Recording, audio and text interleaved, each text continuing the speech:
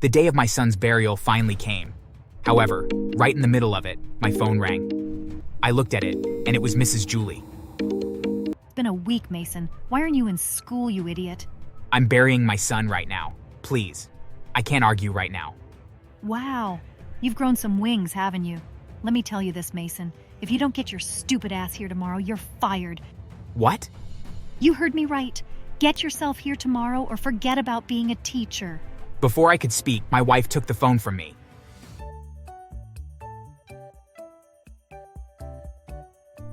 Hi, my name is Mason. Mrs. Julie was employed into the college in my third year of teaching the students. She had a higher position than I did, so she was my superior. On the first day, she seemed nice and calm, but on the second day, her true self came out. A pure bully, that woman.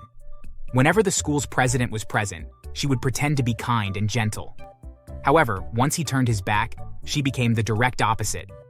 I'd caught her countless times bullying the students. Are you going to walk by without greeting me?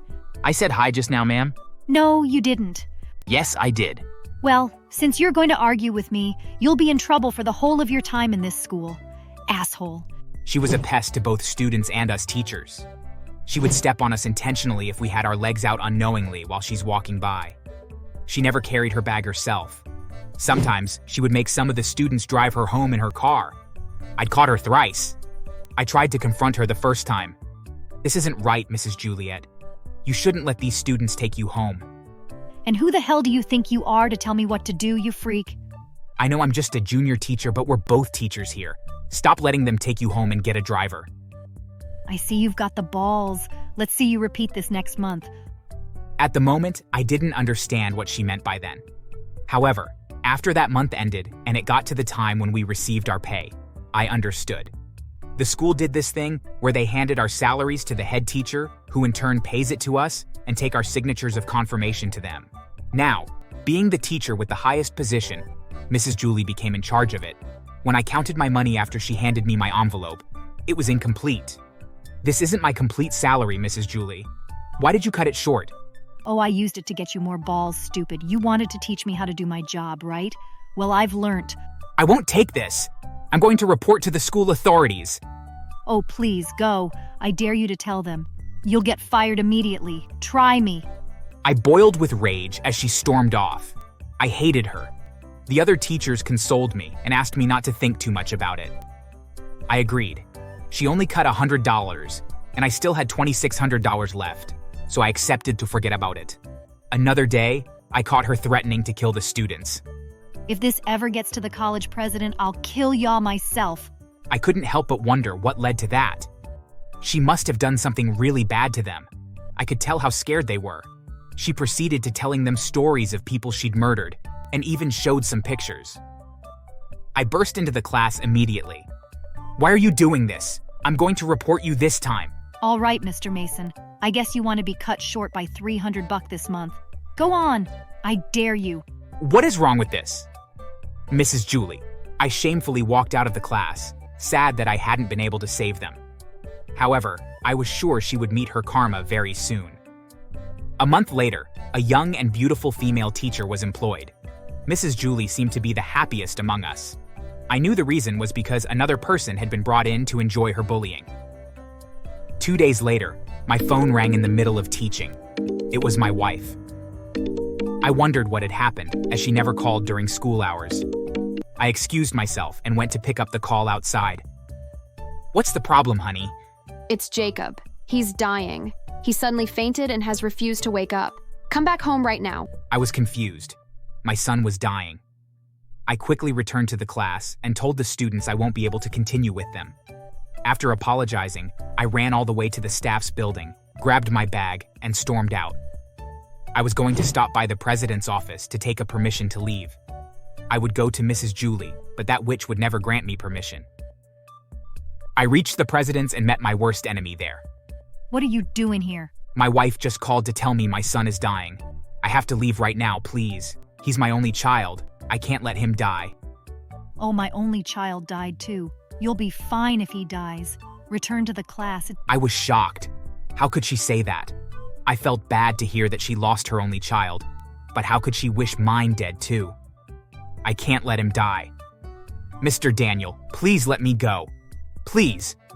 I was on my knees, begging the school's president. He let out a sigh and finally granted me permission. I thanked him and dashed out of the office, ignoring Mrs. Julie's loud screams daring me to leave. On getting home, I realized I was late. My son had died already. I fell on my knees, my heart shattered. It was my fault for not coming to take him early to the hospital. My wife was in heavy tears, holding his lifeless body. We took him to the morgue while we planned his funeral. He was our only child, so he deserved one. It was a tough period for me, so I couldn't call the school. However, I wrote an email to the head of the school, explaining the whole thing to him and requesting for a 2 weeks leave. It took a whole day before he responded. He expressed his condolences to my family and I, and told me I could take the leave. I was thankful for his understanding. The day of my son's burial finally came. However, right in the middle of it, my phone rang. I looked at it, and it was Mrs. Julie. I answered the call. It's been a week, Mason. Why aren't you in school, you idiot? I'm burying my son right now. Please. I can't argue right now. Wow. You've grown some wings, haven't you? Let me tell you this, Mason. If you don't get your stupid ass here tomorrow, you're fired. What? You heard me right. Get yourself here tomorrow or forget about being a teacher. Before I could speak, my wife took the phone from me. What do you want, bitch? My son is dead and we're burying him right now. Can you let us be? And who the hell are you? I am Mason's wife. You want to fire him, right? Fine. Do whatever you want, you evil wench. I told her about Mrs. Julie's bullying, and my wife seriously hated her. I took the phone from my wife as she began crying. Everyone present at the funeral was staring at us. It's already a sad day for us, Mrs. Julie. Please, don't worsen it. Are you being like this because you lost a mere child? Well, I don't care. Be at the school tomorrow or you're fired. You don't have to fire me. I quit. You can have my job as yours and continue bullying the students. I don't care. I quit. Great. Quit, coward. I hung up, not wanting to listen to get stupid thoughts any longer. The funeral finished, and we all left for our homes. Idiot had seriously quit? If he comes back begging, I won't forgive him. I'm going to let him beg me in front of everyone and chase him out. I knew I'd still get my job because I took permission from the president, but I needed to teach that Mrs. Julie a lesson. She probably didn't know that the school's president had granted me a 2 weeks leave. After the 2 weeks elapsed, I returned to school. As Mrs. Julie tried to stop me from going in, I showed her the email between the president and I, and she said shocked. I brushed her off and went in. On getting to the staff's building, I saw the young teacher on the floor, in pain. I quickly rushed to her and demanded what happened. Mrs. Julie broke my wrist while fighting with me. She wanted my seat, but I was busy, so I refused to stand up. In anger, she began fighting me. In a bid to defend myself, she intertwined our fingers and pushed my hands back, breaking my wrist bones. Quickly, get the president here. I quickly dashed out of the building and began running to the president's office. However, on my way, I caught Mrs. Julie fighting with a student. I continued my journey to the president's office. Immediately, I told him about what happened. He yelled out, "What? My daughter!" Daddy. I was shocked. She was the president's daughter. The president lifted her up. He told me he was taking her to the hospital, but I needed him to also witness Mrs. Julie bullying the students. Fortunately, he agreed and followed me. We reached the class and caught her right in the act of punishing the students. She was hitting 2 students at the same time. The president left without a word. I smiled at Mrs. Julie in a mocking way before leaving too. The next day, the president returned to the school with his daughter, her hands wrapped with heavy bandage. Mrs. Julie was in a class again. The president confronted her, and Mrs. Julie was shocked to hear that the teacher was his daughter. Shut up, Julie. You hurt my daughter. Mason and the other teachers have told me how mean you've been to them. I also caught you beating up the students. You're going to face punishment for this. Mrs. Julie tried to apologize, but it was too late. She was sued for by we the teachers for bullying. The president's daughter sued her for physical abuse, and the students sued her for bullying, physical and emotional abuse. It was quite a lot of charges, and no one was willing to drop any. Everyone wanted her to be punished. She was sacked and asked to pay a total of $300,000. Mrs. Julie burst into tears, complaining about not having that much amount to pay. The judge told her if she didn't pay up in 6 months, she'd be imprisoned for a very long time. Mrs. Julie was fired from the school. With her entire savings, she paid $10,000 out of the fine.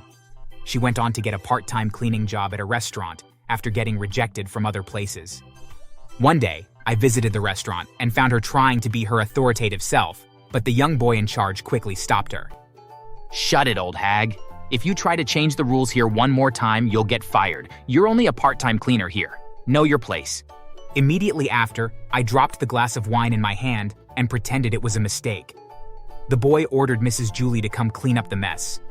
Without arguing, she walked over to my table and began cleaning it. I stood up to leave, but not before mistakenly pushing her to fall. I paid the boy and left him a tip. I find it very hard to have any sympathy for her at all. I saw it on the newspaper a few months later that Mrs. Julie was beaten up by an angry customer and she had permanent scars from the beating. Unfortunately, the guy was never caught, and no man will want to settle down with a woman with such attitude and scars. Thanks for watching. Make sure to subscribe and leave a comment down below saying I subscribed, and we will try our best to reply to your comment.